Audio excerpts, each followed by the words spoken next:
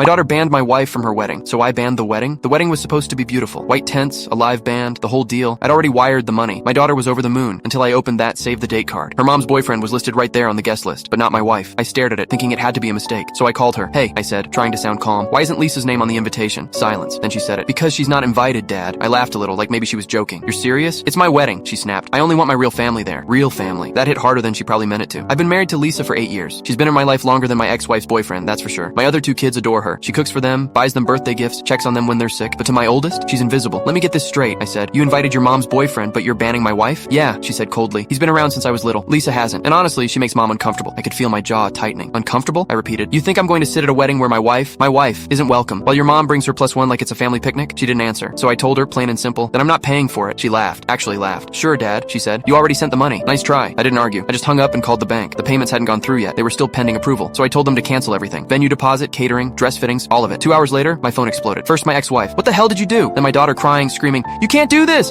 Everything's booked! I said, you made your choice, sweetheart. You don't get to disrespect my wife and expect me to foot the bill. You're choosing her over your own daughter? She yelled, and that one stung, but I didn't back down. I'm choosing respect, I said. You don't get to rewrite what family means just because it's convenient for you. She hung up on me. A few hours later, my ex called again, voice sharp as glass. She's devastated, you know that? You've humiliated her. I almost laughed. I humiliated her? She's the one banning my wife like some jealous teenager. She's our daughter, my ex said, and Lisa's my wife. You think I'm going to let her sit at home while you and your boyfriend smile for family photos? Silence. Then, click. That night, I came home and told Lisa everything. She just looked at me for a second, eyes wide. You didn't have to do that for me, she said softly. Yeah, I told her. I did. She stood by me through every ugly fight, every cold shoulder my daughter threw her way. And for what? To be treated like a stranger at my kid's wedding? No. The next morning, my daughter sent a text. Just one line. I hope you're happy. I typed back. No, but at least I'm not disrespected. She didn't answer. Later that week, my son called. He said she'd been ranting to the whole family saying I ruined her big day, that her friends knew, her future in-laws knew, everyone was gossiping. Apparently, she tried to rebook some things under her fiance's name, but without the original payments cleared, she couldn't pull it off. Everything was stuck. My ex tried to cover the venue deposit, but the vendor wouldn't transfer ownership without my written release, so she called me again. Can't you just let it go? She pleaded. She's your little girl. I said, she stopped being a little girl when she decided to humiliate my wife. Lisa's not her family, she shouted. She's mine, I snapped back. And this family doesn't run on double standards. I could hear her breathing hard on the other end. Then she said, almost whispering, she's going to hate you for this. I said, then at least she'll remember who paid for her morals. And I hung up. That was the last time I spoke to either of them that week. Lisa made dinner that night, quiet as always, and when she sat across from me, I could tell she was holding something back. You know she's going to come around eventually, she said gently. I looked at her, smiled, and shook my head. Maybe, but even if she doesn't, I leaned back in my chair. At least she knows where I stand. And that's when I hit cancel on the final transfer, right there at the dinner table.